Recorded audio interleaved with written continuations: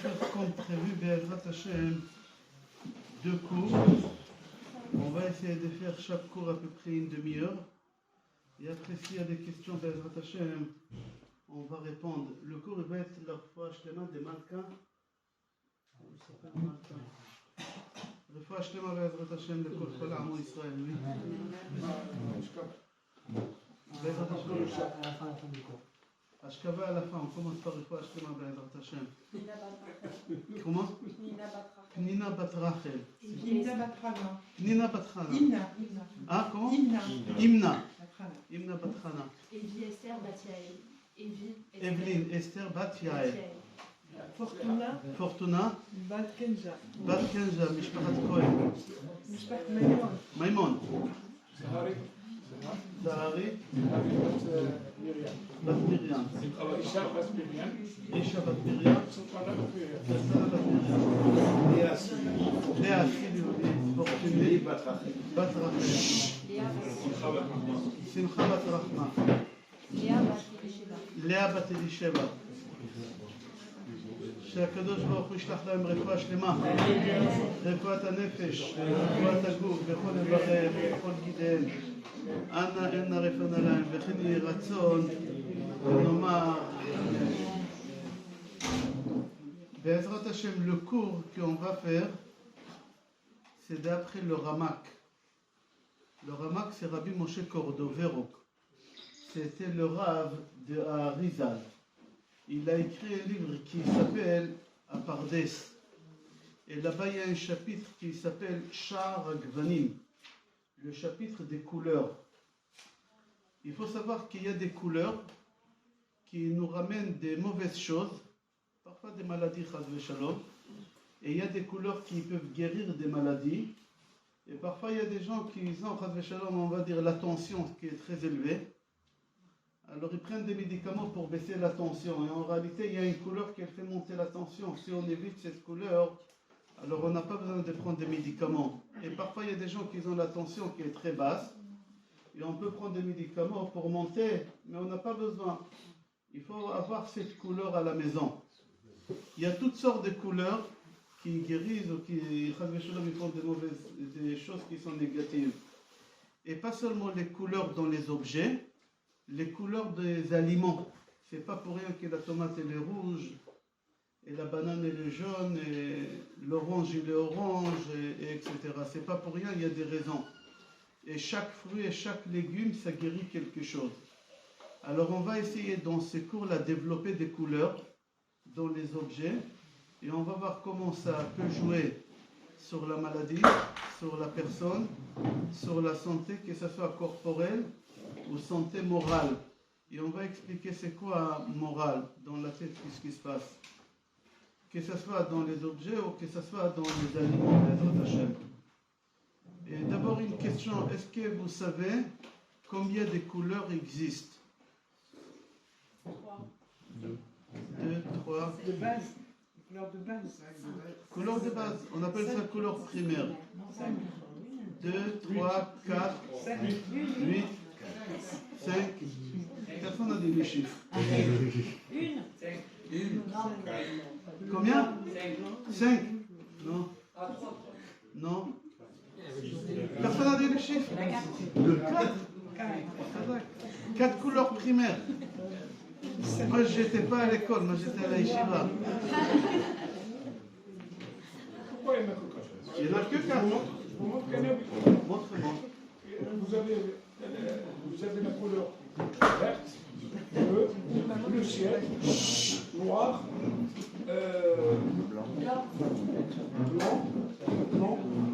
blanc cassé. Bien sûr, il y a 4 couleurs à Botaï, et on va expliquer. J'attends que les gens les rentrent.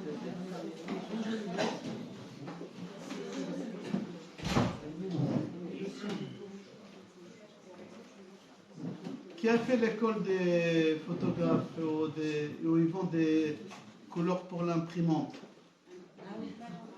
Il y en a que 4 couleurs. Ah, vous êtes d'accord maintenant? Ah oui. Non, mais il y en a 4. Mais moi à ma connaissance, j'avais entendu, il y y a le jaune, il y a pas mal de couleurs. Il y a pas mal de couleurs.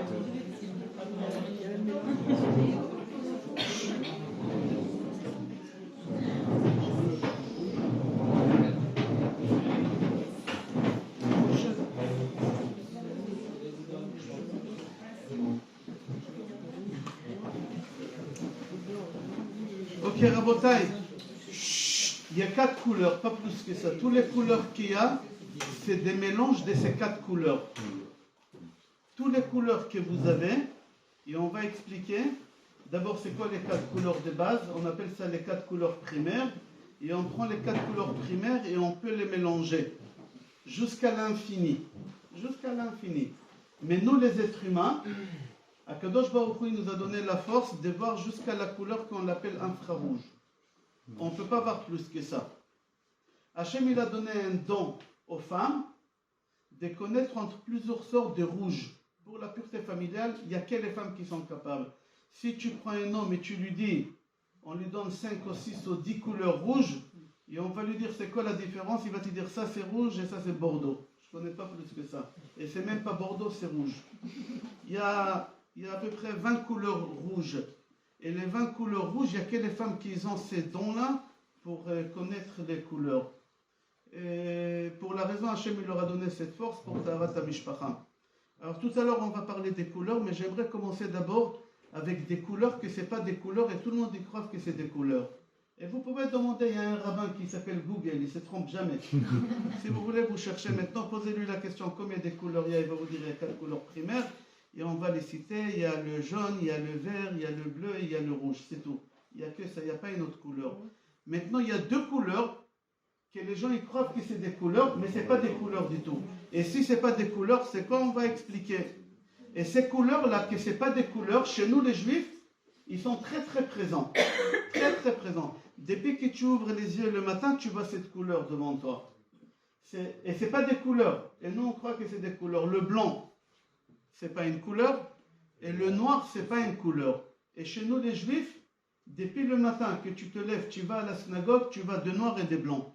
Tu arrives à la synagogue, tu prends le talit, il est blanc avec des rayures noires. Pourquoi des rayures noires? Il y a des talits, des rayures bleues, bordeaux, il ne faut pas acheter ces choses-là. Il ne faut pas. Il y a un talit, toujours on avait blanc avec des rayures noires. Il faut acheter ces talits-là et on va expliquer pourquoi c'est très important. C'est très très important. Alors déjà le talit. Après les tfilines, quand on les met d'un côté ils sont blancs et de l'autre côté ils sont noirs. Les rabbins ils sont habillés en noir et blanc tous. Pourquoi? Le Sefer Torah c'est un parchemin blanc avec des lettres noires. Chez nous les juifs le noir et blanc il est très présent et le noir et blanc ça n'existe pas. Et je vais expliquer c'est quoi noir et blanc si c'est pas des couleurs. Moi je vois du blanc, mais c'est pas une couleur. Je peux acheter de la peinture blanche, mais c'est pas une couleur. La couleur blanche, elle n'existe pas, la couleur noire, elle n'existe pas, comme ça dit le Ramak. Alors je vais expliquer. Quand on voit blanc, c'est un objet. Quand il y a la lumière, toute la lumière qui capte, tous les rayons de lumière qui captent, ils jettent, ils te rejettent. Alors toi, ton cerveau, tes yeux, quand ils captent, le cerveau, il dit c'est blanc. Mais en réalité, c'est pas blanc. Le cerveau, pourquoi lui, il croit que c'est blanc? Parce que l'objet, il donne. Il fait que donner. Tout ce qu'il reçoit, il ne garde rien en lui, il fait que donner. C'est pour ça une fille, quand elle se marie, elle est habillée avec une robe blanche. Pourquoi? Parce que le blanc, ça symbolise la bonté, l'abondance, le chesed, grâce, toutes ces choses-là. Alors sous la choupa, elle est habillée en blanche pour dire je suis là pour donner. Je suis là pour donner. Si vous voyez, attendez. Si vous voyez des couleurs blancs, des objets qui sont blancs, c'est pas blanc. Je répète, chaque objet qui rejette la lumière, c'est blanc. Remarquez, dans des pays très très chauds, les toits des maisons, ils sont pas avec de la chaux. C'est quoi? C'est une peinture blanche. Pourquoi? Parce que la peinture blanche, la couleur blanche, quand il y a des rayons de soleil qui arrivent, pour que la maison elle chauffe pas, à Tunis par exemple, ils n'ont pas de clim là-bas. Au Maroc, ils n'ont pas de la clim. Alors qu'est-ce qu'ils font? Ils peignent les toits avec des couleurs blanches. Comme ça, la chaleur, elle ne rentre pas à la maison. Tout le soleil qu'il y a, alors la couleur blanche, que ce n'est pas une couleur, cet objet qu'on met partout, il rejette les rayons du soleil et la maison elle est froide. Et ils ont testé ça, ils ont pris une maison. Il y a une autre maison à côté. Il y a une qui l'ont peint le toit en blanc et ils ont mis des thermomètres. Celle-là, elle faisait à peu près 40 degrés et l'autre maison, elle faisait 100 degrés. Comment c'est possible? 60 degrés d'écart, oui. C'est la peinture qu'ils ont mis le blanc en haut, ça protège, ça rejette les rayons. Si vous remarquez en Israël, 60% des voitures, ils sont blancs.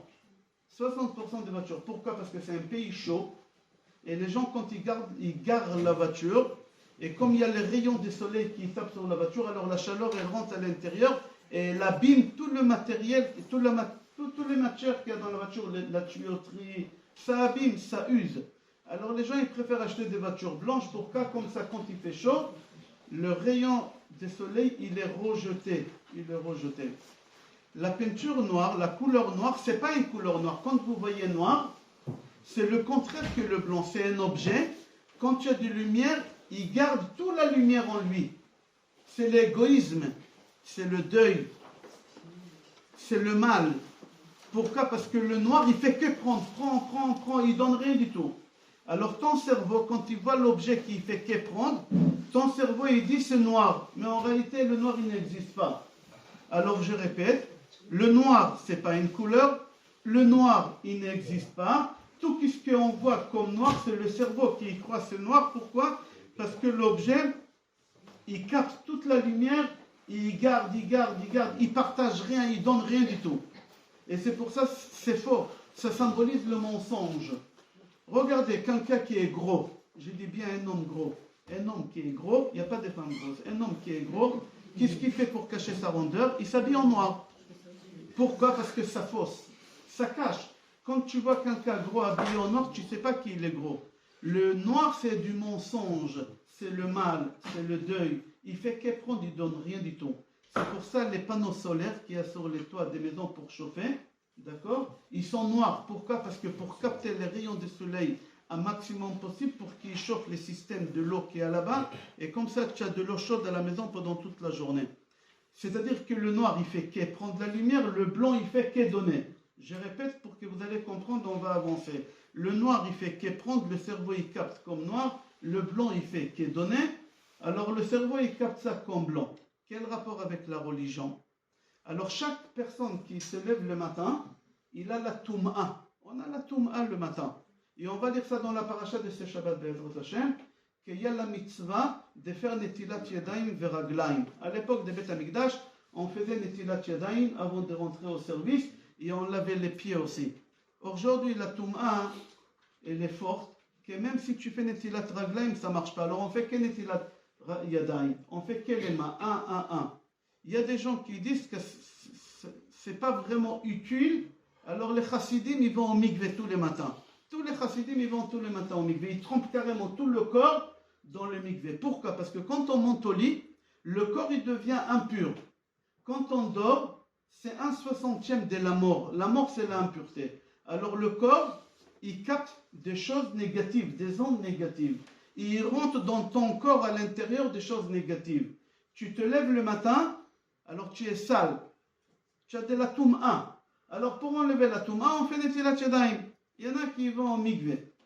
Alors maintenant, on va comprendre pourquoi à la synagogue, on va et on met le talit noir avec des rayures, le talit blanc avec des rayures noires. Pourquoi? Il faut savoir que dans chaque endroit, il y a des ondes. On appelle ça aura en français, je crois. C'est une lumière invisible, on ne la voit pas, ça s'appelle le aura, c'est la Gdusha. Tu peux avoir chez toi à la maison, à condition qu'il n'y a pas la télévision, il n'y a pas la colère, il n'y a pas les grossièretés. Si chez toi à la maison, pas de télé, pas de grossièreté, pas de disputes, il y a la Kedusha, qu'on l'appelle aura, qui est chez toi au salon. Et comme à la maison, toujours, on est mal habillé, on se promène en short, alors il n'y a pas à la maison ça. Où elle se trouve le aura? À la synagogue. Alors qu'est-ce qu'on fait? Quand on est impur, on fait Netilat Yadayim et on va à la synagogue. On prend le talit et on s'enveloppe avec le talit. Pourquoi? Qu'est-ce qui va faire le blanc? Il va dégager toutes les lumières négatives que j'ai prises sur moi. Le talit blanc, il va retirer toute la saleté. Les rayures noires, qu'est-ce que ça fait le noir? Ils captent. Ils vont capter toute la lumière qu'il y a à la synagogue, le aura, ils vont te le faire rentrer en toi. On est d'accord? Maintenant, vous comprenez pourquoi on met les talit blancs avec des rayures noires.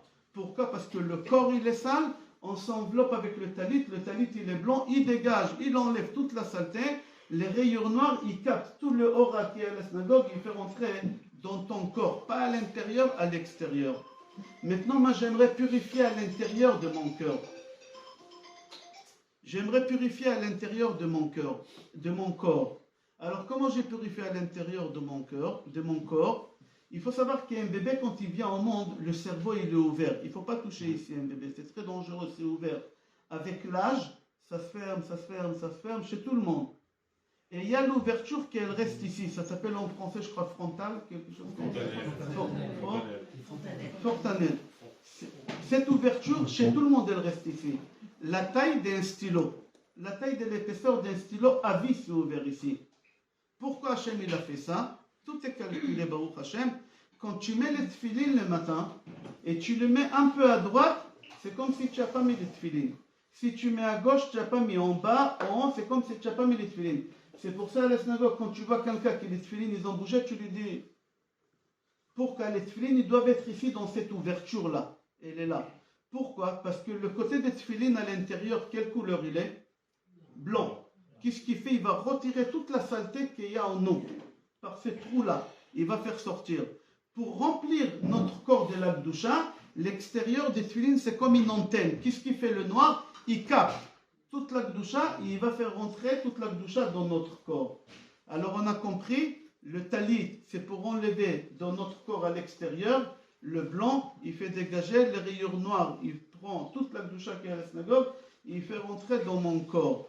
Les tefilines, quand je les mets ici et quand je les mets ici, alors ça fait sortir de l'intérieur de mon corps. Comment ici ça sort de l'intérieur de mon corps? La médecine chinoise, ils expliquent quand ils font l'acupuncture qu'il y a 7 endroits. C'est exactement les 7. Les tefilines, on les tourne ici 7 fois. Les 7 endroits, regardez dans les livres, dans la médecine chinoise, ils expliquent que pour faire l'acupuncture, c'est ici qu'il faut la faire, dans 7 endroits, dans la main gauche. Ok, on n'a pas besoin d'égoïme pour prouver ce que la Torah dit. Alors on a compris le talit, c'est quoi? On a compris les tefilines, c'est quoi? Mesdames, on va parler tout à l'heure de vous. Vous ne mettez pas les tefilines et le talit. Comment on fait tout à l'heure? Ne vous inquiétez pas. Quand on a fini la bataille de purifier notre corps avec le talit et tefilines, lundi et jeudi, c'est les jours les plus durs de la semaine. Les gens ils croient que lundi et jeudi c'est un bon jour parce qu'il y a le Sefer Torah. Au contraire, lundi et jeudi c'est pas des bons jours. C'est la rigueur. C'est la rigueur. Alors on fait sortir le Sefer Torah pour adoucir. Alors qu'est-ce qu'on fait lundi et jeudi? Comme il y a la rigueur, on prend le Sefer Torah et on montre à tout le monde. Pourquoi on montre le Sefer Torah? C'est pas pour voir où on va lire, c'est pas ça. Pour regarder le parchemin blanc, qu'est-ce qu'il fait? Il va jeter qu'est-ce qui l'encre noire, il va capter. L'encre noire, il va capter la gdoucha et le parchemin blanc derrière, il va rejeter. Et toi, tu regardes et avec tes yeux, tu fais rentrer à l'intérieur de toi la gdoucha encore. Et c'est pour ça le Sefer Torah des encres noires avec des parchemins blancs. Et c'est pour ça quand on montre le Sefer Torah, même une femme qui elle est impure, comme ça Rav Yosef il est possède, il faut qu'elle regarde le Sefer Torah. Parce que c'est par là que les femmes ils vont se purifier le matin. Mais les femmes ils vont pas à la synagogue lundi, jeudi. Ils ont des enfants en bas âge à la maison. Qu'est-ce qu'ils font les femmes? On va expliquer Be'ezrat Hashem. Il y a déjà Shabbat qu'on peut faire ça. Il y a des choses que les femmes ils viennent, mais on va parler Be'ezrat Hashem tout à l'heure. Alors on a compris c'est quoi le noir et c'est quoi le blanc. Alors la question est pourquoi les rabbanim ils sont habillés en noir et blanc? Pourquoi les rabbanim? Je vois un rabbin comme ça me donne la dépression. Noir et blanc, c'est pas gai, c'est pas joyeux, noir et blanc. Il n'y a pas que les rabbins qui sont habillés en noir et blanc. Vous savez qu'il y a encore les avocats. Les avocats, ils mettent la robe noire avec une cravate blanche ici. Pourquoi? Alors il faut savoir qu'il y a quelque chose en français, ça s'appelle, je dirais le nom en français, mais c'est pas ça. C'est autre chose, mais c'est à peu près ça, pour me faire comprendre la télépathie. C'est quoi une télépathie? Quand je me trouve avec ma femme, ça m'arrive souvent, Baruch Hashem, après 40 ans de mariage jusqu'à 120 ans, quand je me trouve avec ma femme quelque part, et j'ai envie de lui dire, on se bat, je suis mal à l'aise, ça se fait pas, elle est loin, je suis là, alors avec les yeux on se parle. C'est un genre de télépathie, et elle comprend. Ou par exemple, je lui dis, je veux encore faire moi. Alors elle sait, on parle comme ça, c'est une télépathie. Je peux, avec mon regard, te faire sortir le code de ta carte bleue. Ça arrivait souvent dans les journaux, des personnes qui ont donné le code de leur carte bleue. Des gens comme ça, regardez, dans les journaux, des gens, il y a des personnes qui savent par télépathie te faire dire des choses que tu n'as pas envie de dire. Des secrets. Pas dans les rêves, en réalité, tu es là, je te parle, tu me donnes ta carte bleue. Tu n'as pas envie de donner la carte bleue, mais tu vas le donner. C'était il y a une période, il y a à peu près il y a 20 ans ici en France, c'était très courant. Ils disaient qu'il faut faire attention, il faut faire attention. Les gens âgés, par télépathie, on leur prenait la carte bleue, on faisait sortir. Alors maintenant, pourquoi les rabbins sont habillés en noir et blanc? Pour la simple raison qu'un rabbin à l'époque, il était en même temps juge. Il était dayan. Et quand il y a deux personnes devant le dayan, il y a un des deux qui peut rentrer en contact avec le rabbin, avec le dayan par télépathie et lui faire dire des choses qu'est-ce que lui, il a envie qu'on dise. Alors le rabbin, il est habillé en noir et blanc. Pourquoi? Parce que le noir, ça fausse. Tu ne peux pas me parler. On ne peut pas se parler. Tu ne peux pas rentrer chez moi et me demander des informations. Moi, je peux. Mais toi, tu ne peux pas. Moi, je peux dire à ma femme des choses. Ma femme, elle ne peut pas me dire des choses. Pourquoi? Parce que moi, je suis habillé en noir et blanc. Mais si je m'habille avec un fluo, elle peut me dire des choses. C'est-à-dire que le noir et blanc, ce n'est pas des couleurs. Ça symbolise le blanc, l'abondance, la bracha. C'est pour ça que la femme, elle est mariée en blanc. Et l'homme, qu'est-ce qu'il fait sous la choupa? L'homme, il sert à quoi? Il sert à quoi? L'homme n'a rien du tout, mais on va expliquer. Il sert à quelque chose, attendez. Rabotai, vous avez compris le noir et blanc? Les couleurs, que ce n'est pas des couleurs. Vous avez compris, ce n'est pas des couleurs, le noir et blanc. Alors si le noir et blanc, ce n'est pas des couleurs, vous avez compris alors c'est quoi? Mais sachez que le noir et blanc, il n'existe pas, c'est dans la tête, c'est psychologique. Et la preuve, si vous prenez un habit noir et vous rentrez dans une pièce qui n'a pas de lumière, l'habit devient invisible. Vous n'allez pas le voir, le noir. On ne le voit pas dans le noir. Pourquoi? Parce qu'il n'y a pas de rayons, il n'a rien à manger. Alors il disparaît. L'égoïsme. Mais si vous prenez un blanc dans le noir, vous allez le voir comme gris. Le blanc, il devient gris dans le noir. Pourquoi? Parce que le blanc, il n'existe pas. Et le gris, c'est un mélange de noir et blanc. Alors ton cerveau, dans la chambre, essayez ça ce soir dans votre chambre, prenez un habit noir, vous n'allez pas le voir. Quelque chose de blanc, vous allez voir qu'il est gris. Rabotai, on a fini avec le noir et le blanc, et on a expliqué pourquoi le Sefer Torah il est noir et blanc. Et on va commencer à parler de... Poser une petite question. À la fin, peut-être, non? Non, à la fin. Non, parce que Non, à la fin. À la fin, monsieur Cohen. Vous n'aurez pas de questions, vous allez voir. À la fin. Rabotai, il y a 4 couleurs des bases. Je les ai dit tout à l'heure. Il y a le rouge, il y a le bleu, il y a le jaune et il y a le vert. Si on prend le rouge et le jaune et on mélange, il y a orange qui sort. C'est une couleur qui n'est pas réelle, c'est un mélange. Si on va prendre le jaune et le bleu, il y a vert qui va sortir. Si on va prendre le bleu et le rouge, il y a ségol. Ségol, c'est violet qui va sortir. Et comme ça, on peut mélanger jusqu'à l'infini. D'accord? Jusqu'à l'infini. Alors, si c'est comme ça, on va essayer d'expliquer les couleurs sur les objets. Et on va commencer par une couleur qu'on a déjà parlé hier, on va expliquer. La couleur verte. Verte ou vert? Avec T? Verte. Verte. La couleur verte, c'est une couleur qui elle guérit de toutes les maladies. Le Ramak, Rabbi Moshe Cordovero, il dit que la couleur verte, elle guérit de toutes les maladies. C'est grave, je répète encore pour la 4e fois. La couleur verte, elle guérit de toutes les maladies. Si Chas Veshalom, il y a quelqu'un qui est malade, c'est bien qu'il y a à la maison beaucoup de plantes vertes, rideaux verts, les chaises vertes. Le vert, c'est... Le vert, je vais expliquer. Il y a des appareils. Il y a des appareils qui a un petit trou ici. Et on fait rentrer une aiguille, ça s'appelle reset. Reset, vous savez c'est quoi reset? C'est quoi reset? Dites-moi, expliquez-moi. On revient à 0. La couleur verte, elle te ramène à 0. Avant que tu aies tombé malade. On a expliqué ça déjà hier. Alors la couleur verte, c'est une couleur qui guérit des maladies, qui te ramène au point 0 avant que tu aies tombé malade. Comme ça, il explique. Je l'ai à l'intérieur. Il dit Tseva Yarok, la couleur verte, mais rappelez quoi la machalot shesh begoufa adam. Il guérit toutes les maladies qu'il y a dans le corps de l'homme, pas la tête. Faites attention, on n'est pas arrivé encore à la tête. On n'est pas arrivé à la tête, c'est autre chose, on va expliquer. quand un homme qui est malade, il est assis dans une chambre, elle est verte, alors dans son cerveau, ça rentre et ça guérit.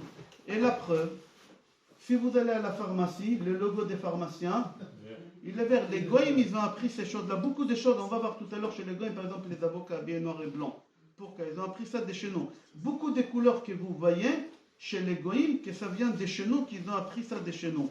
Mais les gens, ils ne parlent pas de ça. Et par exemple, si vous partez chez le pharmacien, la couleur elle est verte. Dans les hôpitaux, dans la chambre d'opération, que vous ne verrez jamais cette chambre-là, les carrelages sur les murs, ils sont verts. Les médecins, le chirurgien, il est habillé avec un chapeau vert, avec une blouse verte. Normalement, il est habillé en blanc, mais quand il va opérer quelqu'un, il va ouvrir le corps de quelqu'un, il est habillé en vert. Pourquoi? Parce que la couleur verte, c'est une couleur qui donne la force aux malades et qui guérit les malades. C'est étudié même chez les goïms, ils ont appris ça de chez nous, ne vous inquiétez pas. Ils ont tout à copier chez nous. La preuve, le logo d'un pharmacien, c'est quoi? C'est un bâton avec un serpent. C'est quoi? On a lu ça dans la paracha il y a 2 Shabbatot. Akadosh Baruch Hu dit à Moshe Rabbeinu, fais un serpent sur un bâton, et tout celui qui s'est fait mordre par un serpent, et par les serpents ou par les bêtes, il va guérir. Alors les goïms, ils ont pris que le bâton et le serpent, ça guérit, mais ça ne guérit pas, c'était une autre histoire qu'ils n'ont pas compris. Que ce soit les pharmaciens ou que ce soit les médecins, ils ont ce logo-là. Les goïms, ils ont appris beaucoup de choses de chez nous, et on va chez les goïms, la couleur verte, qu'elle se trouve beaucoup dans des endroits médicaux. Dans des endroits médicaux, ils sont comme ça. On va avancer. Deuxième couleur, la couleur or. Il faut savoir pourquoi Hachem il a donné l'or dans le monde. C'est pas pour que tu achètes à ta femme des cadeaux. C'est pourquoi. L'or, c'est pour le Beth Amikdash. L'or, c'est fait pour le Beth Amikdash, c'est tout. Et les Bnei Israël, ils ont pris l'or. On va lire ça Be'ezrat Hashem dans 2 Shabbatot, Shabbat Zachor. Ils ont fait le veau d'or avec. Ils ont fait une idolâtrie avec. L'or, c'est la rigueur. L'or, en réalité, c'est quoi la couleur de l'or? Vrai or. Il y a 18 carats, 24 carats. C'est quoi la vraie couleur de l'or? C'est les femmes qui doivent connaître ça. Jaune? Non, pas du tout. Rouge, bravo. Voilà, les hommes, ils connaissent. Oui, l'or, il n'est pas jaune. Votre cerveau, il vous dit qu'il est jaune. Ça, c'est pas de vrai or. Le vrai or, quand vous achetez le carat élevé au Maroc, il est rouge. Il est rouge. Quand vous regardez l'or, il est rouge. Rouge, c'est la rigueur. On va parler tout à l'heure de la couleur rouge. Alors, l'or, c'est la rigueur, midatadin. Sous la choupa, il y a la femme qui est habillée en blanc. Elle est habillée en blanc. C'est quoi le blanc? On a dit c'est le chesed, c'est donné. Et toi, tu viens quoi? Avec l'alliance, avec l'anneau, qui est en or, qui s'est midatadin, et tu lui mets. Et ça fait un coupe-circuit. Ça fait des problèmes d'échelon-bail. Pourquoi? Parce que l'or, ça ne peut pas marcher dans un couple, l'or. Sous la choupa, je parle. Ça ne peut pas marcher. Et c'est pour ça, le Ben Ish Chai dit, il faut faire attention. Il y a 2 sortes d'or, de l'or. Il y a de l'or rouge-jaune, comme tu as dit, et il y a l'or blanc. Il ne faut pas se marier avec l'or blanc, ni avec l'or jaune. L'or, c'est midatadin, c'est la rigueur, il faut éviter cette couleur-là. C'est midatadin. Quand on se marie, c'est avec argent. Argent, avec une alliance, argent. Pourquoi? Parce que la couleur argent, c'est le chesed. La femme, elle est là, elle est habillée en blanc, c'est le chesed. Argent, c'est chesed. Alors toi, tu viens et tu lui mets l'anneau. Quand on met l'anneau, c'est quoi ce symbole? De mettre l'anneau vraiment à ses doigts et pas à un autre doigt. Et au moment qu'il lui met l'anneau, elle lève le doigt et elle plie le doigt. Pourquoi elle plie le doigt? Parce que le seul doigt qui est lié avec le cœur, c'est ce doigt-là où on met l'anneau. C'est pour ça qu'on le met ici. Et elle a honte de dire, oui, je veux être ta femme. Chez les goïms, ils font ça à la mairie. Ou à l'église, ils disent, vous voulez... oui, les femmes juives, ils sont pudiques. Alors, qu'est-ce qu'elle fait? Elle dit de tout cœur, oui. Comment? En bougeant le doigt. Tout celui qui bouge le doigt, il y a un nerf dans le cœur qui bouge. Sachez-le. Il est lié. C'est le seul doigt qui est lié au cœur. Et c'est pour ça qu'il faut faire attention. On met l'alliance sur ces doigts-là et une alliance argent.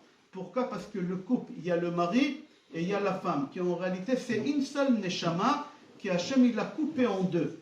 Au moment que le mari il met l'alliance, que le futur mari il met l'alliance, qu'est-ce qui se passe? Les 2 corps, ils deviennent une seule corps. C'est les 2 neshamot qui s'unissent. Alors si tu veux que les 2 neshamot s'unissent, c'est avec de l'argent, pas avec de l'or. Si tu mets une alliance avec de l'or, ça peut poser des problèmes. L'union, la connexion, elle s'est faite très mal. Alors on a expliqué c'est quoi or, c'est Midat Hadin, c'est la rigueur, il faut faire attention à ces choses-là.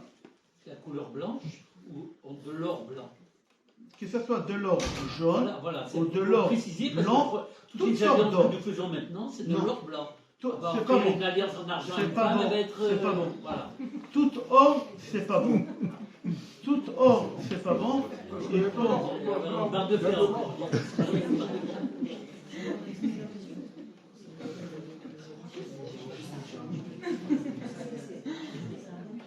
On va avancer à Botaï. 5e couleur.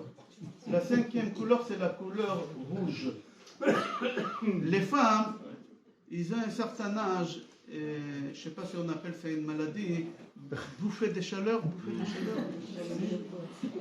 À un certain âge, il y a le bouffée, ils ont chaud. Il fait dehors, il fait je ne sais pas combien, il fait très très froid, moins 20, et tu dis ouvre la fenêtre, j'ai chaud. Il fait froid. Oui, c'est une maladie à un certain âge, ménopause et compagnie. Alors, en réalité, ces bouffées de chaleur, on peut les guérir sans prendre des médicaments. Il faut éviter la couleur rouge. La couleur rouge, c'est une couleur qui monte la tension, qui fait des bouffées de chaleur, qui monte les nerfs. Dans une maison où la couleur rouge elle est présente, il y a des disputes toujours. Dès que tu as dit quelque chose à ton mari Shabbat, il n'a pas fumé, ça fait 24 heures, la Sainte Marie, on dit en français, il lui monte à la tête et te renverse la maison. Qu'est-ce qui se passe? Ça va, tu ne fumes pas à une journée. Non, c'est la couleur rouge. La couleur rouge, ça provoque des disputes. La couleur rouge, ça provoque des colères à la maison. La couleur rouge, ça peut faire des maladies, monter la tension. Quand c'est bien la couleur rouge, pour quelqu'un qui a la tension très basse, il a besoin de monter la tension. Alors au lieu de prendre des cachets pour monter la tension, alors il faut des petites taches à la maison rouge, les poignées de l'armoire, des petits trucs comme ça rouge, pas non plus trop rouge, parce que rouge c'est la colère, c'est la rigueur, c'est Midat Hadin. Et on va parler tout à l'heure, Bezrat Hashem, la couleur rouge dans les aliments. Qu'est-ce que ça fait? Le vin rouge, les tomates, les grenades. On va parler quand on va arriver aux aliments. Alors lui, il dit, c'est lui qui est assis dans une chambre où il y a le rouge, tout de suite il a des bouffées de chaleur qui viennent, il y a le stress qui arrive, le stress, il y a la colère, d'accord? Et il y a des disputes qui arrivent à la maison. Il faut éviter d'avoir la couleur rouge à la maison. C'est la couleur rouge, c'est moins grave que la couleur or. La couleur or, c'est une kata. C'est Midat Hadin, la rigueur, ça aussi c'est Midat Hadin, mais moins grave. Pourquoi? Parce que parfois on a besoin aussi de la couleur rouge. D'accord? Il y a une autre couleur, et avant de parler de cette couleur, c'est la couleur bleue. Et avant de parler de cette couleur, j'aimerais vous raconter une histoire sur un Rav que vous connaissez, mais peut-être vous ne connaissez pas son histoire. À Chazon Ish. À Chazon Ish, il a vécu à peu près à 80 ans à Bnei Brak. C'est lui qui a monté la ville Bnei Brak, et je vais expliquer pourquoi il a monté cette ville-là. Lui, il était marié dans une ville qui s'appelait Koubna. Avant de monter en Israël, c'est quand ils ont créé l'État d'Israël, c'était au début, 2 ans avant de créer l'État d'Israël, déjà lui, il était en Israël, il est parti habiter à Bnei Brak. Bnei Brak d'aujourd'hui, c'est pas Bnei Brak qui est dans la Haggadah. Haggadah, on dit Maaseh, Rabbi Elazar, Rabbi Akiva, c'est pas la même chose. Lui, il a monté la ville Bnei Brak. On va expliquer pourquoi. Lui, quand il s'est marié avec sa femme, elle avait une maladie qui n'était pas très courante à l'époque. Il ne savait pas. Et aujourd'hui, cette maladie, elle est très très courante. Beaucoup de familles, ils souffrent de cette maladie. Beaucoup. Et il n'y a pas de médicaments. Le Rambam, c'est un des plus grands médecins, il dit on ne peut pas guérir cette maladie-là. La médecine, jamais elle va arriver à la tête. Comme ça, il dit le Rambam. Jamais elles pourront guérir des maladies neurones. Jamais. Les personnes qui sont schizophrènes, les personnes qui sont maniaco-dépressifs, les personnes qui sont des maladies mentaux, on ne peut pas les guérir. La médecine, elle ne peut pas guérir. La médecine, elle peut donner des médicaments, Spiridral, Xaronax, à 4 grammes, tous ces médicaments, mais ça ne guérit pas. Si vous voyez quelqu'un qui prend des Spiridral, le médicament, il le prend, il dort debout, il bave. Il devient plus abruti qu'il est. Ils ne peuvent pas le guérir. Mais pourquoi ils font ça? Parce que ces gens-là, ils tuent. Et ils disent, il y a quelqu'un qui m'a dit, tue, j'ai tué. C'est des schizophrènes, c'est des personnes qui sont maniaco-dépressifs, c'est des personnes de double personnalité. Ces maladies-là, on ne peut pas les guérir. Ce n'est pas possible de guérir. Aujourd'hui, la médecine, et jamais, le Rambam dit, jamais ils vont arriver au cerveau. Jamais ils vont réussir à guérir des maladies des cerveaux. Alors aujourd'hui, il y a des médicaments, mais c'est pour endormir la personne. Ça ne guérit pas. La personne, elle devient plus bête qu'elle est déjà bête comme ça. Comme ça, il dit le Rambam. Mais il y a une couleur qui guérit cette maladie. Alors, à Chazon Ish, il s'est marié avec sa femme. Et il ne savait pas que sa femme, elle était schizophrène. Il ne savait pas. Il s'est marié avec elle. Et Chazon Ish, ce n'était pas n'importe qui. C'est le géant de la Torah, lui. C'était le beau-frère de Stapler. Le Stapler, il a été marié avec la sœur de Chazon Ish. Et lui, quand il a découvert quelques jours après le mariage que sa femme elle est schizophrène, il y a un problème, il faut divorcer. Pourquoi? Elle ne peut pas faire Taharat Mishpacha. Elle ne peut pas faire des bdikot, elle ne peut pas aller au mikveh, elle ne peut rien faire cette femme-là. Alors tu ne peux pas la toucher. Chazon Ish, il est embêté, il voulait avoir des enfants. Alors qu'est-ce qu'il a fait? Quand il habitait à Koubna, il a fait sortir dehors comme ça, pour parler avec elle, pour lui faire comprendre doucement qu'il aurait voulu divorcer, se marier avec une autre femme, faire un foyer. Il voulait son accord, il ne voulait pas la jeter comme ça. C'est Chazon Ish. C'est un homme de morale, il n'a pas voulu. Et elle a compris. Elle a dit, écoute-moi, si tu divorces, à Koubna, il y avait un pont où tous les maniaco-dépressifs, ils se jetaient là-bas. C'était un endroit où les gens, ils se suicidaient. C'est comme la tour Eiffel. Tu montes là-bas et tu te jettes. Il y a une époque, ils ont mis là-bas maintenant des grillages. Parce que des grilles, les gens, ils se jetaient. À Koubna aussi, ils avaient un pont très haut et les gens, il a dit, regarde, si tu divorces, tu me laisses tomber, je me suicide. Chazon Ish lui a dit, alors il y a un problème de pikuach nefesh, danger de mort. Et quand il y a un danger de mort, ça pousse toute la Torah. Je n'ai pas l'obligation d'avoir des enfants, je suis obligé de rester avec toi. Il est resté avec sa femme Rabotaï 70 ans. Jamais il l'a touché. Rien du tout. Il s'est occupé d'elle comme un bébé. Mais il a essayé de la guérir. Comment? Il y a une couleur qui guérit cette maladie, c'est la couleur bleue. La couleur bleue. Alors lui, il est parti habiter à Bnei Brak, il a monté cette ville parce qu'il n'est pas loin de la mer Sheraton. Il y a une plage religieuse en Israël qui s'appelle Sheraton. Et tous les jours, presque, il a ramené se promener devant la mer pour qu'elle voie la couleur bleue. La couleur bleue, ça guérit de cette maladie. Ça apaise la personne. Je l'ai à l'intérieur, qu'est-ce qu'il dit le Ramak, Rabbi Moshe Cordovero. Tseva Kachol, la couleur bleue, Mekerer, ça refroidit, ça apaise, ça soulage le stress, ça guérit des maladies mentales. Metach nafshi, nafshi c'est mental. Les personnes qui sont maniaco-dépressives, les personnes qui sont fatiguées, des choses qui sont aujourd'hui. Aujourd'hui c'est très courant.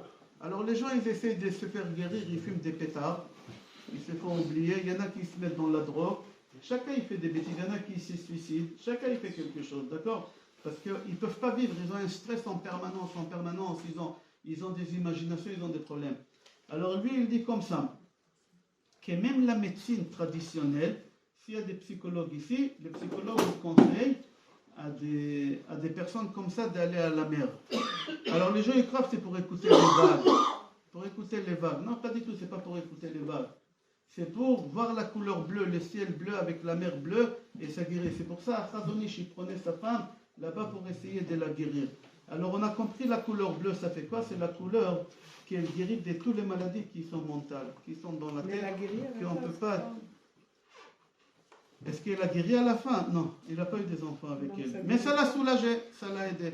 Il a donné toute sa vie pour sa femme. Un homme qui aime sa femme, c'est un homme qui donne toute sa vie. Sa femme, elle passe avant lui, avant ses enfants. Il y a une pyramide dans la maison. Dans la maison, il y a une pyramide. Le summum des pyramides, pour l'homme, ça doit être sa femme. Pour la femme, ça doit être son mari. Après, c'est les enfants. Après les enfants, c'est les parents. Après les parents, c'est les frères et sœurs. Et après, ça descend, il y a une pyramide, il y a des priorités. C'est lui qui attrape la pyramide à l'envers, il dit à sa femme, mes parents avant toi, c'est assourd. Obliger sa femme à ramener ses parents chez elle à la maison, c'est assourd. Elle a le droit de demander le guet.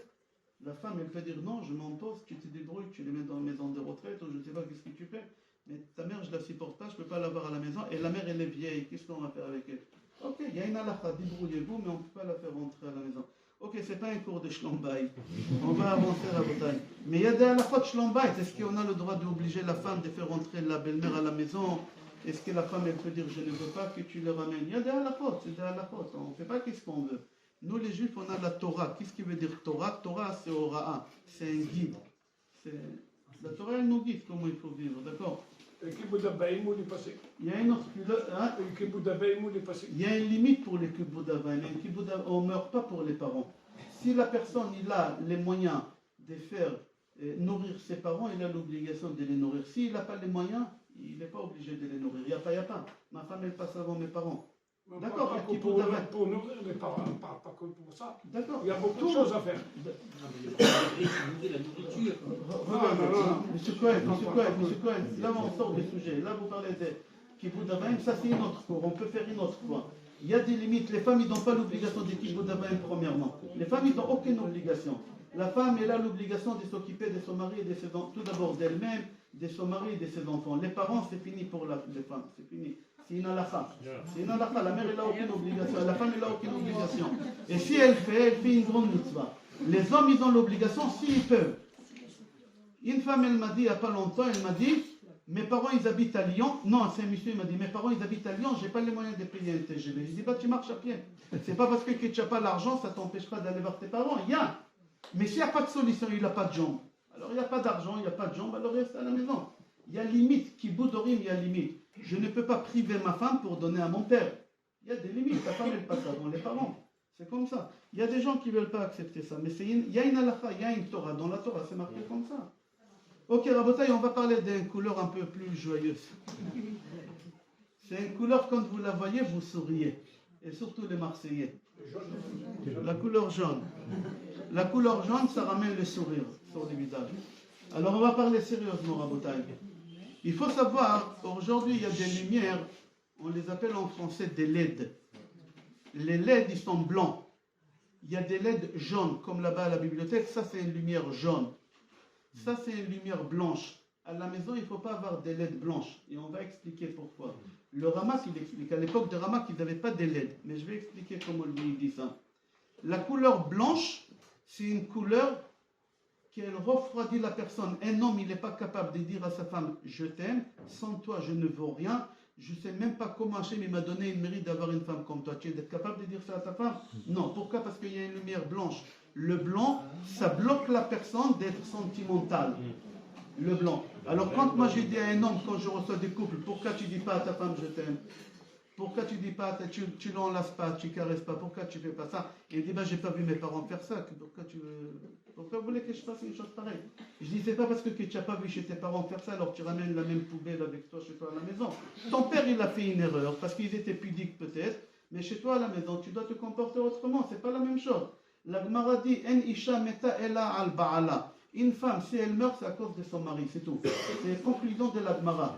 Si une femme, elle meurt, une femme, Akadosh Baruch Hu, il lui a donné un mécanisme de vivre beaucoup plus longtemps. L'espérance de vie pour une femme, c'était beaucoup plus qu'un homme depuis toujours. Et si la femme, elle meurt plutôt que le mari, dans le ciel, on va accuser le mari, tu es un assassin. Moi, assassin, je ne tuais même pas une mouche. Une mouche, oui, mais tu n'as pas caressé ta femme, tu l'as tuée, elle a eu une maladie parce qu'elle a perdu toute l'immunité qu'elle avait naturelle, parce qu'elle disait il m'aime pas, il n'a pas de sentiments, il ne m'enlace pas, il ne me dit pas des compliments. Elle a développé une maladie. Le cancer des seins, ça se développe comme ça. Le cancer de l'utérus, ça se développe comme ça. Pourquoi? Parce qu'il n'y a pas de caresse, il n'y a pas de chaleur, il n'y a pas de compliments, il n'y a pas des attouchements, il n'y a pas toutes ces choses-là. Alors elle développe ces maladies-là, comme ça c'est marqué.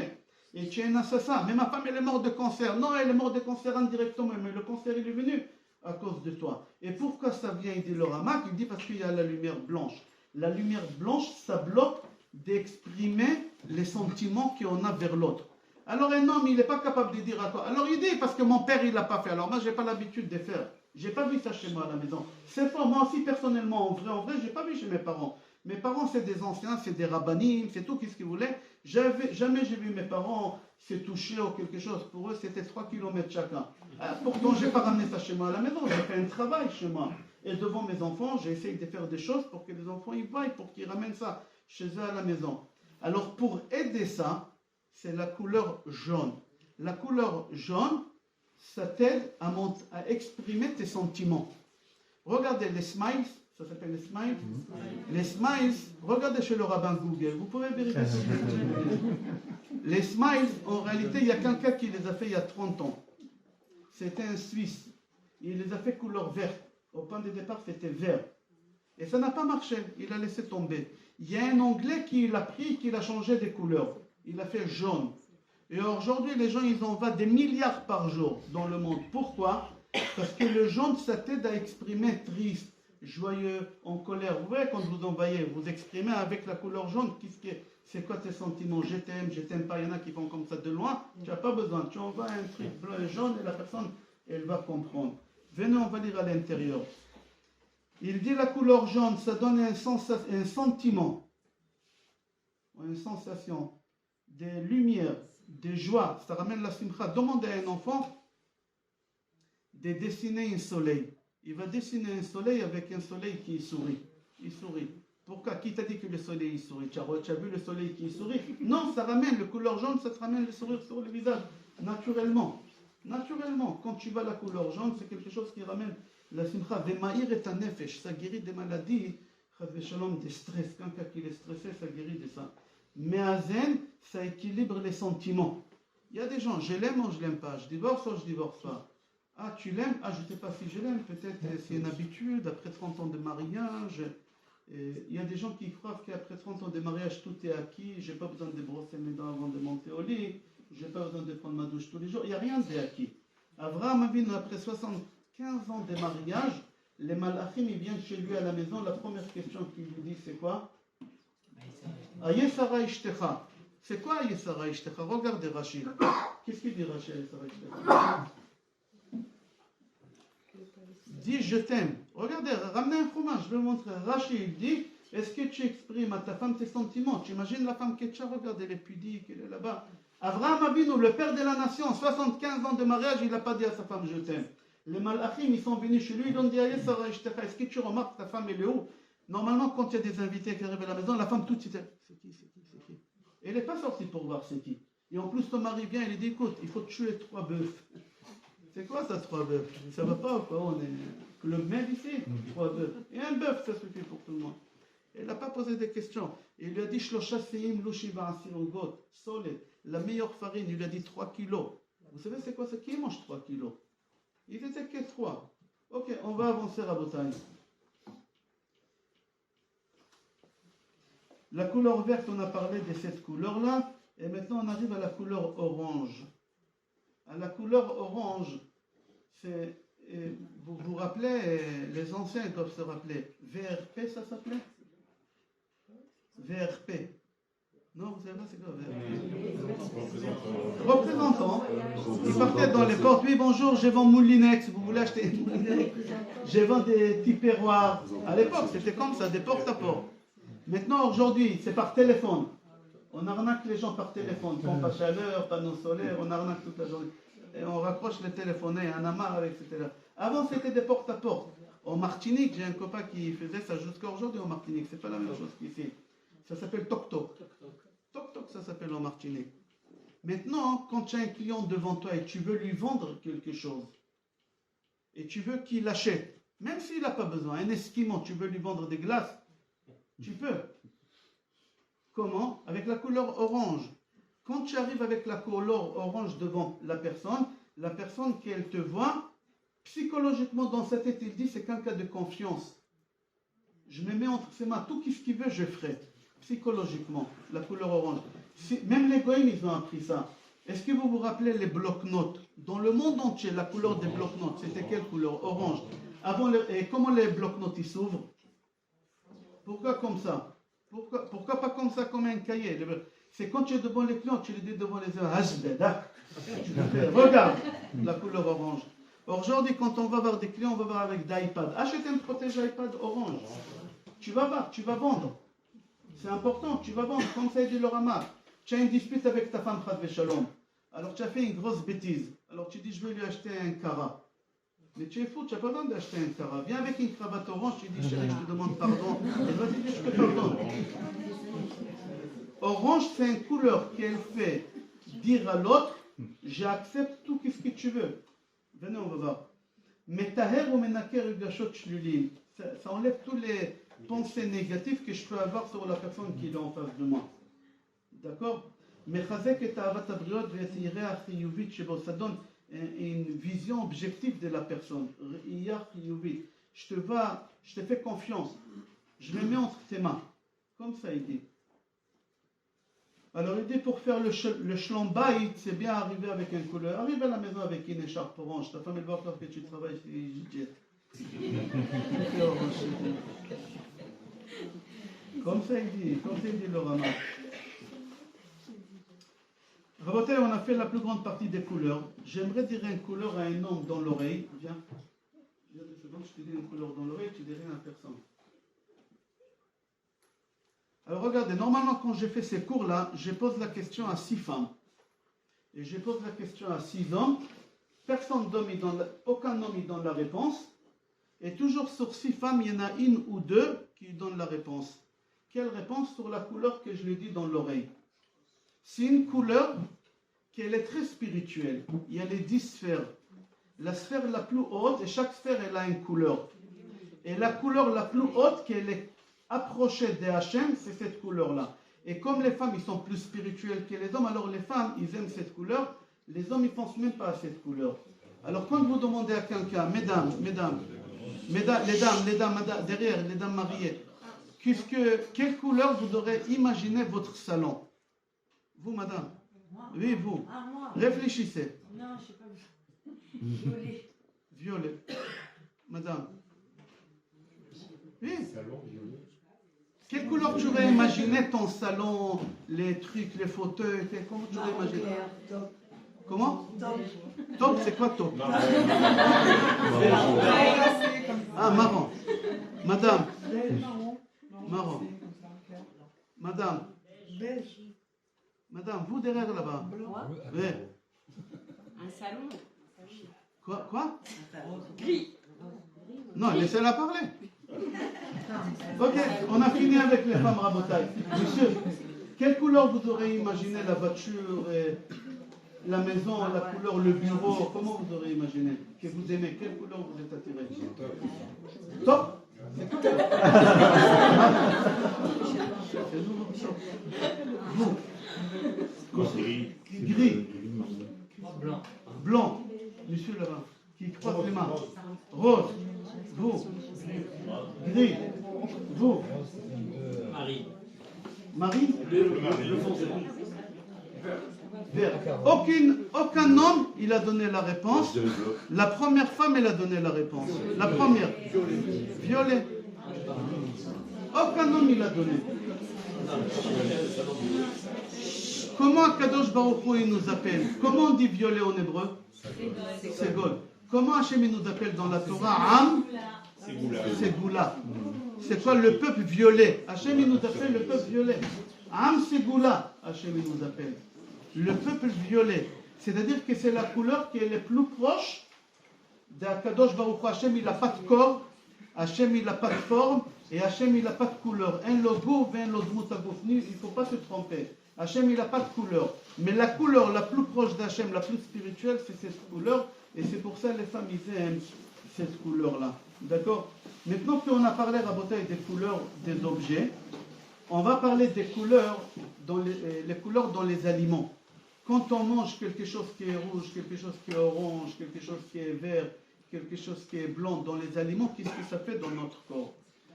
Alors dans notre corps, dans les artères, on a les 2 couleurs qu'on a parlé au début.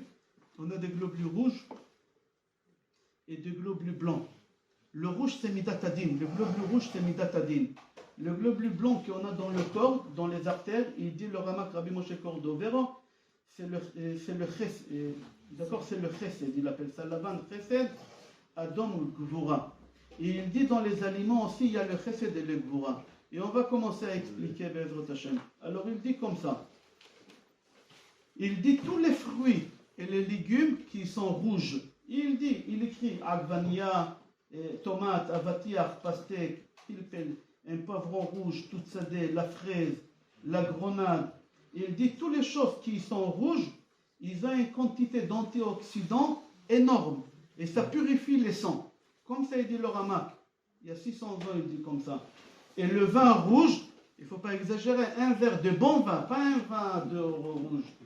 C'est du poison. Il dit des bons vins à partir de 8 euros, 9 euros, qui est un bon vin comme ça, rouge, un verre par jour, c'est bon pour la santé, c'est bon pour le cœur, c'est un antioxydant. Alors il dit tout ce qui est dans le rouge, ça purifie les sangs, ça nettoie le sang. Comme ça il dit le Ramak. D'accord? Il y a une deuxième couleur, que lui il appelle ça, aujourd'hui ça s'appelle Javel. Le Javel. Qu'est-ce qui fait le Javel? Ça tue 99% des bactéries. Dans le corps, on a des bactéries. on a des microbes. Et tout ce qui est blanc, ça détruit tous les microbes, toutes les bactéries qu'on a dans le corps. Ne confondez pas avec autre chose qu'on va parler tout à l'heure. On va arriver tout à l'heure, d'accord? Alors j'explique. Lui, il dit comme ça. Il dit que tous les aliments blancs, dans le végétal, ils font le même travail, d'accord, qu'un vaccin il fait. Et ça renforce les globules blancs qu'on a dans le sang. C'est-à-dire, au lieu d'aller se faire vacciner, aucun cas qu'il a les globules blancs qui sont en bas, comme ça, lui, il dit le ramak, il faut manger de l'ail. Pardon, je commence par à la fin l'ail. Oignon, batsal, snon, radis, lefet, je ne sais pas comment on appelle lefet en français.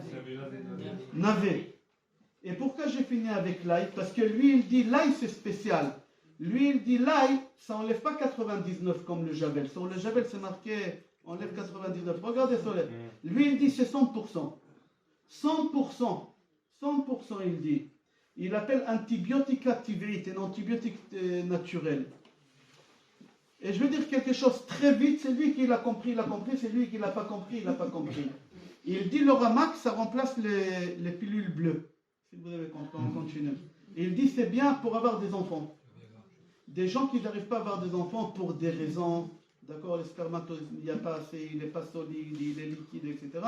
Il dit de l'ail pas frit, cuit. Tu prends une tomate, tu te coupes de l'ail en petits morceaux et tu le manges comme ça. Il dit c'est très bon pour la santé. La couleur orange dans les aliments. La couleur orange dans les aliments. Pardon, dans les aliments, dans le monde végétal. Carotte, citrouille, miche-miche. Orange. Non. Abricot. D'accord. Melon, mangue. Il dit ça guérit toutes les maladies de la peau. Toutes les maladies de la peau. Je me rappelle quand mes enfants ils étaient petits, ils avaient des boutons de l'acné. Alors on achetait un médicament qui coûtait très cher. Je parle de ça il y a 25 ans. Roaccutane. Il ne fallait pas boire d'alcool. De toute façon, on ne boit pas d'alcool. Il ne fallait pas sortir au soleil. Les pauvres géants, c'était gâché pour eux. Mais il fallait prendre ça pendant... Et ça coûtait très cher à l'époque. Je ne sais pas vous dire combien ça coûte. Et il dit le ramak, non, c'est lui qui a des boutons sur le visage. Alors, parfois, il y a des gens qui ont des trous sur la peau. D'accord? Ça guérit toutes les maladies de la peau. Et il va encore plus loin. Le ramak, il n'a pas peur. Hein? Il dit toutes les maladies que tu peux imaginer, tu peux guérir avec les objets qu'on a expliqués jusqu'à maintenant. Il n'y a pas une maladie. Aujourd'hui, si tu dis ça, l'ordre des médecins, il vient, il t'enferme. Tu ne peux pas dire une chose pareille, tout ce qu'on vient de dire jusqu'à maintenant. Et pourtant, la médecine, elle fait tout ce qu'on a dit. Je vous ai ramené des preuves. Pour que les pharmaciens sévèrent et pour que les médecins ils ont le logo des bâtons avec les serpents et pour que les avocats ils sont habillés en noir avec les trucs. Tout ce qu'ils font les goïms, ça vient de Ramak. Tout ce qu'on a dit chez le Ramak, les goïms ils copient ça. Hein. Ils ont copié ça chez nous.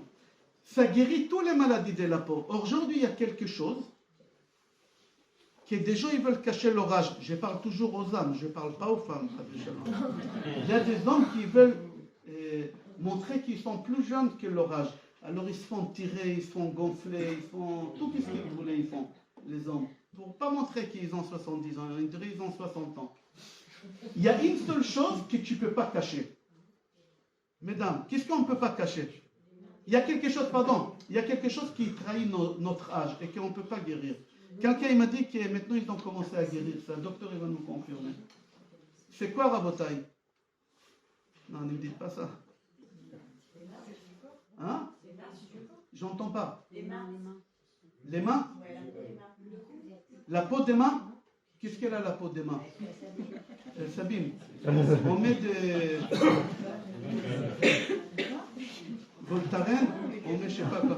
Pas Voltaren. Il y a les taches de vieillesse. Les taches marron, les taches de vieillesse qu'on a là, partout. Ça. On ne peut pas les enlever. Quelqu'un m'a dit que maintenant on peut les enlever. Ça s'enlève très bien. Moi j'ai parlé aux hommes, madame. J'ai parlé qu'aux hommes. C'est que les hommes qui s'habillent en noir pour cacher la rondeur. C'est eux qui tirent. Alors lui il dit que ça enlève. Il dit que ça enlève les taches de vieillesse.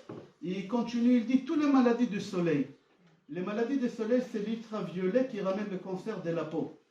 Lui, il ne parle pas de cancer de la peau, mais il dit toutes les maladies que l'ultraviolet peut ramener dans le corps de l'homme du soleil, ça guérit. Comme ça dit le Ramak, j'ai donné les références. Il a écrit un livre qui s'appelle Apardes. Je crois qu'il en traduit en français le livre de Ramak. D'accord? Sha'ar Gvani, mais vous avez là-bas toutes les couleurs avec toutes les maladies imaginables et comment on peut guérir, que ce soit des maladies mentales. Comment on a développé tout ce que je vous ai dit, c'est mentalement de là-bas. Il y a la couleur verte dans les aliments. Les choux, la laitue, les persils.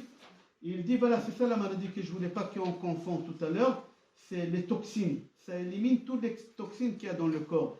Ce n'est pas la même chose que les bactéries et les microbes. Les toxines, c'est quoi? Quand on mange, le corps, il stocke à côté des choses qui sont sales, il les stocke. Alors, il y a des gens qui font une journée de jeûne. Pourquoi? Pour dégager toutes les toxines qu'il y a dans le corps. Il dit, il faut un jeûne, ils boivent que de l'eau pour dégager tout ça. Une fois par semaine, il y en a qui font ça. Il dit, non, si tu manges tout ce qui est vert, ça enlève dans le corps tout ce que le corps il a stocké, toute la saleté que ça peut ramener des maladies. Il dit que ça enlève le chou, la laitue, le persil, etc. Il y a la couleur jaune, et on finit avec ça et on attaque le deuxième cours. À votre je vous ai dit c'est 30 minutes. Ça fait 1 heure. C'est pas grave, alors on va faire vite l'autre. Il y a la couleur jaune qu'on a parlé tout à l'heure dans les objets. Combien c'est bénéfique pour Shlombait, pour l'amour, pour l'union, pour être bien. D'accord? Dans les objets. Là, dans les aliments. Et il dit dans les aliments, tout ce qui est jaune, maïs, shorit yeruka, pilpelsor, tout ce qui est jaune, banane, etc., ça guérit les maladies des yeux. Pourquoi? Parce que la couleur jaune, ça ouvre les yeux, ça ouvre la...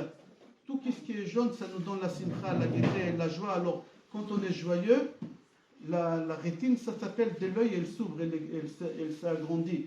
Quand on va voir un ophtalmo, il y a des ophtalmos ici, avant de faire voir si on a la tension, alors ils mettent des gouttes et tu dis attends une demi-heure dehors, ça ouvre la rétine et il arrive à bas. Alors ouvrir la rétine, tu peux regarder la couleur jaune, ça donne la simcha, comme ça il dit, et ça guérit des maladies des yeux. Moi je rajoute quelque chose qui n'est pas le Ramak qui dit, c'est le Mishraï qui dit.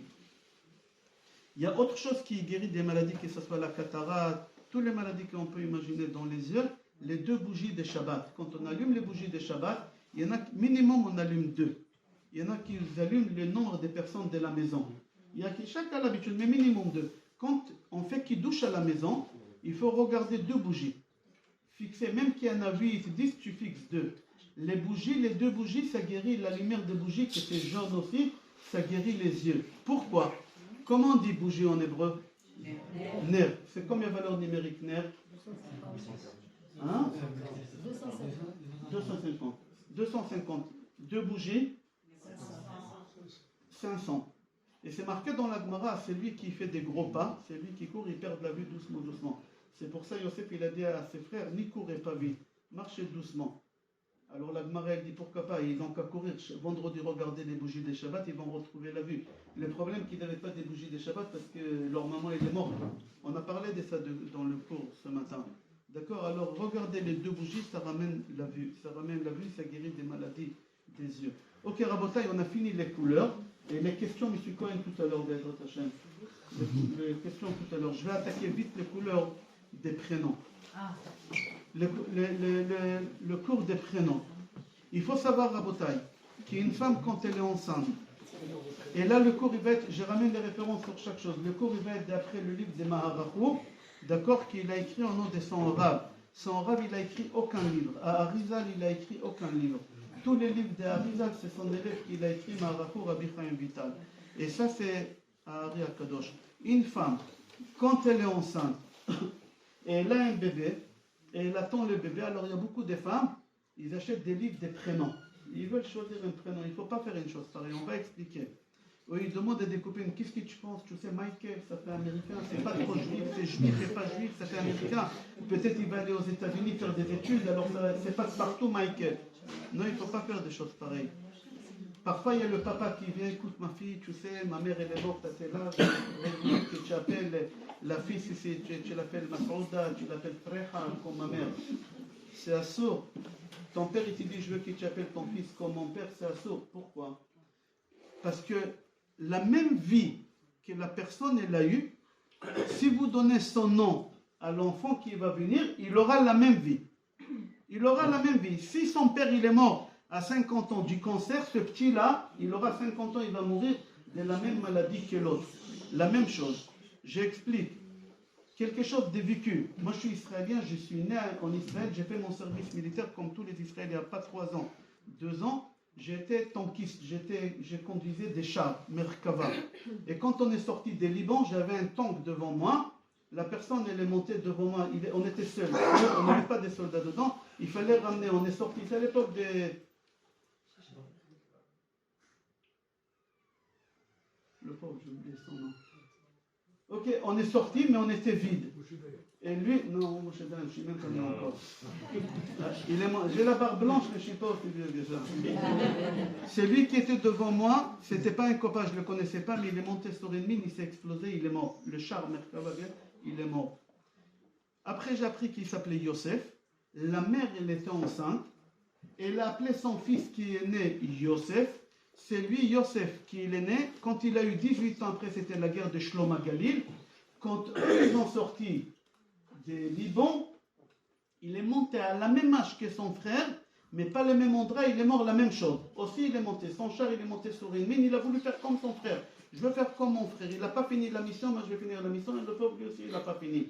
Pourquoi? Parce que lui, il s'appelait Yosef. Il a pris photocopie de Yosef et l'a développé chez Yosef.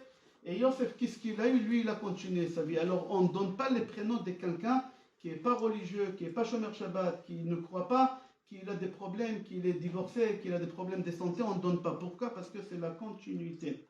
Alors, comment on fait? Une femme, quand elle est enceinte, le prénom de l'enfant n'est Aktana. C'est une prophétie. Hachem, il te met dans la tête une prophétie. Pourquoi? Parce qu'il faut savoir que toute la vie de l'enfant, elle est dans le prénom. C'est lui qui fait déchiffrer un prénom. Tu peux savoir toute la vie de la personne. Il y a un Tana dans la Gemara, il disait, quand tu fais la Brit Mila, tu donnes le prénom à l'enfant, donne-moi le prénom, je te dirai quel métier il va faire. Quel métier? Comme ça se marquait dans la Gemara, quel métier il va faire? Rabbi Meir Baalanes, il ne faisait pas des affaires avec quelqu'un avant de demander son nom, il déchiffrait tous les prénoms. Elle est connue cette histoire. On ne fait pas confiance à un goy, il a fait l'Arbaïm Shana Achre Keverki, a dit ça. Rabbi Meir Baalanes, parce qu'il devait faire une affaire avec un goy, qui s'est fait passer pour un rabbin, et qui c'était vendredi, vous connaissez, il a connu cette histoire. Il devait garder l'argent chez lui, il a dit comment tu t'appelles, il a voulu déchiffrer son nom, il a dit je m'appelle Kidor. Vous connaissez Kidor dans la Torah, c'est marqué Kidor ta pourquoi c'est marqué dans la Torah, ne fais pas confiance à quelqu'un qui s'appelle Kidor. Il n'a pas fait l'affaire, ses copains ils ont tout perdu.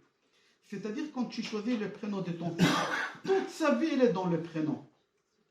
Si tu veux que ton fils y réussisse ou il aura chas v'shalom un échec, regardez, fermez les yeux et marquez Neshama vertical. Non, Shin, Mem, Hey.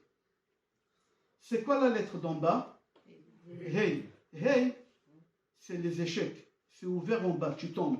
L'ouverture elle est grosse en bas. La lettre Hey, elle symbolise l'échec de la vie, les déceptions amoureuses, tout ce que tu veux. C'est la lettre Hey. Mettez-la de côté. La lettre O, c'est laquelle? C'est quel chiffre? Non? 50. C'est le plus, la réussite au summum. C'est pour ça qu'à Kippour, quand on fait Kaddish, au milieu des Kaddish, on dit Share Bracha, Share Ora, Share Zitza, Share Gila, Share Shalval. On dit 50 portes. C'est-à-dire, dans le prénom de ton fils, que c'est sa Neshama, tu lui donnes ou la réussite ou l'échec. Un des deux. Qu'est-ce qui reste au milieu? Je retirais le Nun et je retirais le Hey. Shem. C'est quoi Shem? Le prénom. Dans le prénom de ton fils, c'est sa Neshama. Il y a l'échec, le Hey, ça dépend du prénom que tu lui as donné. Et il y a la lettre non, la réussite que tu peux lui donner. Comme ça, il dit à Harry, à Kadosh. D'accord? Et on va expliquer comment il faut choisir des prénoms à ses enfants. Normalement, c'est une prophétie quand la maman, elle a une idée d'un prénom, elle parle avec son mari. Les deux, ils ont décidé, on va appeler cet enfant qui va venir, on va l'appeler Raphaël. Moi, je m'appelle Raphaël. Je donne un exemple pour ne pas viser personne. Alors, vous demandez à votre Rav, on a Bezrat Hashem, mais une bonne nouvelle. Qu'est-ce que vous pensez de Raphaël? Et un Rav qui connaît, pas un Rav qui ne connaît pas tous les rabbins qui connaissent dans les prénoms. Un Rav qui connaît dans les prénoms, et vous lui demandez, parce que parfois on peut choisir des prénoms, il y a des prénoms qui sont négatifs, très très négatifs.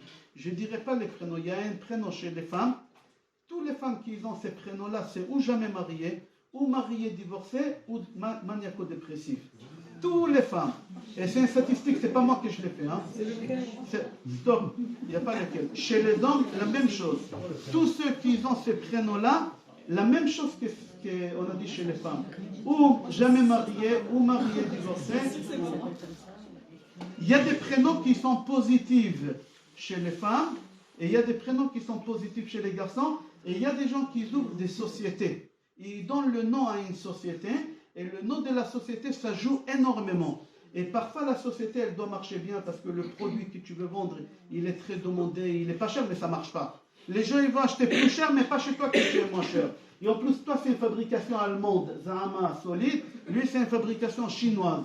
Ils vont acheter chez lui plus cher que chez toi. Pourquoi? C'est le nom de la société. Comme ça, il dit à Ari Akadosh. Et on va expliquer. Chez les hommes, le prénom le plus fort qu'il y a, dans les prénoms, il faut avoir ou la lettre Aleph, ou la lettre Mem. Chacun y réfléchit, mon fils, il a... Ah oui, il est là, non. Je rentre dans la tête des mamans juives. Aleph, ou Mem, ou Shin, Emesh. S'il y en a deux, c'est encore mieux. S'il y a le 3, c'est la totale. Alors on dit tous les vendredis soirs dans la tuila à la synagogue. Moshe et Aaron, Bechoanav ou Shmuel. Moshe et Aaron, mettez-les dans une balance. Shmuel, vous le mettez de l'autre côté, il bat les deux. Comment ça se fait? Un, il bat les deux, Moshe Rabbeinu, Aaron, Shmuel. Pourquoi? C'est quoi la suite? Bekor et. C'est quoi Bekor et Shemo? Lis son prénom. Regarde, il a Aleph, même Shin. Moshe, il en a que deux, même Shin. Aaron, il en a que Aleph. C'est-à-dire les deux, il faut qu'ils se réunissent pour avoir Aleph, même Shin. Shmuel tout seul, dans son prénom, il a Aleph, même Shin. Shmuel tout seul. Alors les prénoms chez les hommes, c'est Shmuel. Chez les femmes, il y a un prénom, les gens ils croient Esther. Esther, ce n'est pas un prénom. Esther, il y a Megillat Esther bientôt pourri, mais elle ne s'est pas appelée Esther. Esther, c'est le nom du livre pour dire caché. Hachem, il est caché dans ce livre. Où c'est marqué Hamelech, c'est Hachem. Où c'est marqué Melech, c'est Achashverosh. D'accord? Alors Esther, c'était pas son prénom. Comment elle s'appelait? Adassa. Adassa, chez les femmes, c'est une femme qui est... Adassa, c'est un flambeau. Moi, je dis à mes garçons, mes enfants, n'épousez jamais une fille qui s'appelle Adassa. Elle va commander. C'est une femme qui est reine. Esther, elle était reine. Esther, c'est Adassa. D'accord? Alors, il y a chez les femmes Adassa, chez les hommes, il y a Shmuel. Maintenant, il y a le prénom des sociétés. Il y a des prénoms des sociétés à Rabotaï. Si on le met, coûte que coûte, ça va marcher avec Hachem. C'est obligé, je vais expliquer pourquoi. Il y a quelqu'un, un goy. Je reçois des fois même des goyim. Je conseille aussi des goyim. Il y a un goy qui a acheté une très grosse usine, je crois 16 millions d'euros, en Italie, des chaussures. Et ça ne marchait pas. Et il a failli perdre tout son argent, c'était une catastrophe. Et j'ai un copain juif, c'est son copain, lui, moi je ne connaissais pas ces goy-là. C'était son copain, il a dit, tu ne veux pas voir mon rave? Il dit, pourquoi pas? Il me l'a ramené. J'ai dit, écoutez, changez le nom de la société. C'est sûr qu'il y a une femme qui porte ses chaussures. Si vous appelez la société Tamar, ça marche. Pourquoi? Parce que Mar. C'est quoi Mar? L'amertume de la Parnassa. Et Tam, ça veut dire quoi? La fin. Et c'est pour ça, à Rosh Hashanah, on prend la date et on dit Itamu son'enu ve'ivenu ve'chol mevaksher ra'atenu tz'u misham. Sortez, c'est-à-dire les blocages de la Parnassa. C'est pour ça qu'on prend. Alors si tu appelles la société, lui il a voulu appeler Tamar, mais il appelait Tamari. Il y a une femme qui porte les chaussures Tamari. Voilà, tout le monde y bouge la tête. C'est connu. Lui il devait faire faillite, 16 millions. Ne vous inquiétez pas, j'ai pris le pourcentage. Je prends même chez les goïms, il n'y a pas de problème. Je donne un exemple, mais ce n'est pas moi, c'est une autre rave en Israël, je ne dirai pas son nom, qui lui il connaît aussi bien dans les prénoms. En Israël, vous savez, ils cherchent, ça fait des années, des gaz. À Haïfa, là-bas, au bord de la mer, ils vont chercher des gaz. Ils ont trouvé des gaz pour remplir des briquets. C'est tout. Comme ça, ils ont trouvé des gaz pour remplir. Il y a un, merci beaucoup, Yabdou Khamim. Merci. Il y a un qui l'a trouvé, Tchouva. Vous connaissez Tchouva? C'est un des hommes les plus riches en Israël. Je crois même que c'est l'homme le plus riche en Israël. Lui, il a ouvert une société, il est parti chercher des gaz. Maintenant, Israël, elle vend du gaz. En Égypte, aux Égyptiens, Israël, elle exporte du gaz maintenant, vous imaginez? Israël, elle exporte des gaz. Pourquoi? Lui, il a ouvert une société, demandez au rabbin Google, toujours, dans l'air. Il l'appelait Tamar. La société qui a découvert les gaz en Israël, elle s'appelle Tamar. Tous les autres, ils n'ont rien trouvé. Ils ont trouvé pour remplir des briquets. Lui, il a trouvé et Israël, elle exporte à l'étranger. C'est-à-dire que le nom de la société, les prénoms des enfants, il y a des échecs et il y a des réussites, ça dépend. Et maintenant, on va apprendre comment on choisit un prénom et quel prénom il faut éviter. Baruch ata Adonai, Eloheinu melech haolam, she'akol nהיה b'dvaro. Et tout d'après Ari Akadosh. On va commencer à Rabotai, ne sautez pas dessus, les questions après. Je commence. Il est déconseillé. Quand j'ai dit déconseillé, je suis gentil. Lui, il dit ici, c'est grave. Il est déconseillé de donner à un enfant 2 prénoms. Moi, tous mes enfants, ils ont 2 prénoms. Pourquoi? Parce que moi, j'ai grandi chez les Ashkenazim, et les Ashkenazim, on donne 2 prénoms. Je ne savais pas. Alors, tous mes enfants, ils ont 2 prénoms. D'accord? Mais il dit c'est déconseillé de donner 2 prénoms. Pourquoi? On va expliquer dans quelques minutes. Il faut faire très attention de ne pas raccourcir le prénom d'un enfant. Ton fils, il s'appelle Gabriel, tu l'appelles Gabi. Il s'appelle Raphaël, tu l'appelles Rafi. Qu'est-ce que tu l'appelais à la Brit Mila? Tu l'appelles comme ça. Ton fils, il s'appelle Yosef, tu l'appelles Yossi. Il y a des parents qui donnent des surnoms à leurs enfants. Yo, yo, yo, yo, viens. Yo, yo, des prénoms comme ça. On n'a pas le droit. C'est pas qu'on n'a pas le droit, on a le droit. Mais le problème, que les lettres, je vais expliquer. On ne va pas avancer, je vais expliquer. Chaque homme, il a 3 tuyaux qui sont invisibles. Un de la parnassa, un de mariage et un de la santé. D'accord? Je commençais par plus faible et je montais au plus fort. D'accord? Ces 3 tuyaux-là, ils reçoivent la bracha avec les 3 lettres de ton prénom. Et tu le reçois de qui? De ta mère. Le papa ne donne rien. Le papa jamais il donne quelque chose. C'est la maman qui est dans la bracha. C'est pour ça quand on demande un bracha pour un malade, il faut toujours donner le prénom de la mère, pas du père. Le père, quand on monte au Sefer Torah, c'est pour le faire kavod. Zama, la bonne femme, elle était enceinte 9 mois, elle a eu péridurale, et on va jeter des bonbons sur le papa. C'est injuste.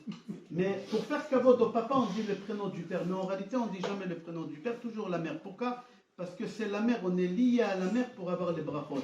Et on a 3 tuyaux, et ces 3 tuyaux-là, on les fait marcher avec les 3 lettres de ton prénom. Alors vous déduisez par là qu'il ne faut pas donner à un enfant un prénom à 2 lettres. Dan, Gad. Il ne faut pas donner. Pourquoi? Parce qu'il a 3 tuyaux et toi tu lui as donné que 2 lettres. Alors il y en a que 2 qui marchent.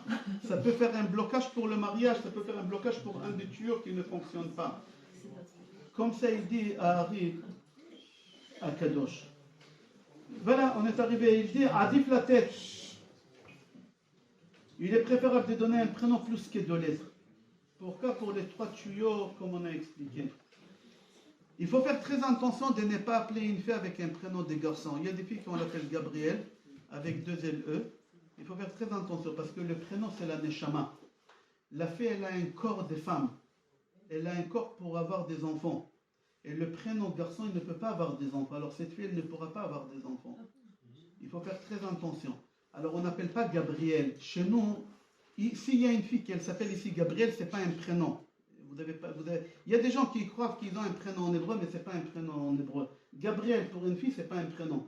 Elle n'a pas de prénom. Il faut lui donner un prénom comme il faut choisir un prénom et demander à un rav qui connaît. Alors il dit, il ne faut pas donner un prénom d'un garçon à des filles. Pourquoi? Parce que les filles, elle a un corps d'une femme et tu lui donnes un prénom. Le prénom, c'est la neshama d'un garçon. Elle ne peut pas avoir des enfants. Ou il dit le contraire. Il y a des gens qui donnent des prénoms des filles à des garçons. Chez les Ashkenazim, ça arrive souvent. Yona, Simcha. Il y a beaucoup. Simcha, c'est femme, mais chez les Ashkenazim, il dit ces garçons-là, il ne sera pas attiré vers des filles. Il sera attiré vers des garçons. Il y a des garçons qui sont attirés vers des garçons. Pourquoi? Parce que ça vient des prénoms, comme ça il dit.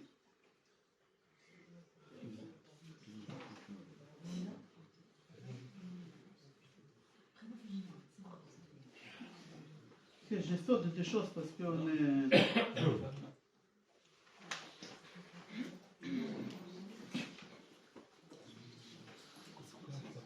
Alors il dit comme ça.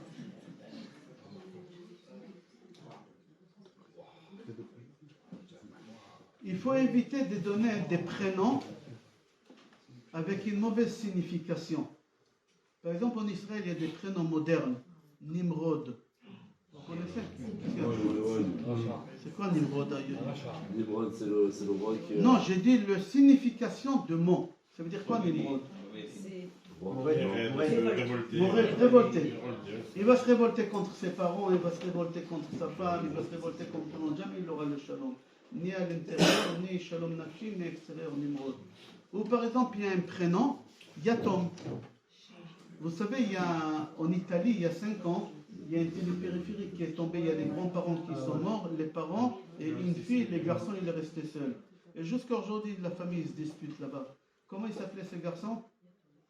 Yatom. Ça veut dire quoi, Yatom? Orphelin. Et il a eu, qu'est-ce qu'il a eu? Il a eu cette chose-là. Alors il dit à Ari Akadosh, c'est Maharakou qui le dit au nom de son rab, évitez de donner des significations des prénoms, évitez de donner des prénoms qui ont une mauvaise signification. Il y a beaucoup, par exemple, chez les femmes, je ne veux pas affoler personne, mais Dina, c'est Din. Chez les garçons, Dan, c'est Din. C'est des gens qui sont très, très, très durs, très rigueur, on dit en français, rigoureux. Et c'est pas bien, il faut relâcher un peu. Et ça vient des prénoms, des Dina, des Dan, et toutes ces choses-là. D'accord? Attends, mais c'est quoi, il va s'énerver si je le réponds pas. Ok. C'est marqué dans Gemara Rosh Hashanah. Rabotai, j'ai fini dans 5 minutes, moi aussi je suis fatigué. C'est marqué dans Gemara Rosh Hashanah, page Petzain Amoud Bet. J'ai dans les références, vous pouvez regarder là-bas. Il y a 4 choses qui peuvent changer les décrets d'un homme. Quelqu'un qui a eu un décret qui va mourir. Il a une maladie, chas v'shalom, il est en phase finale, il est fini, il est en palliatif.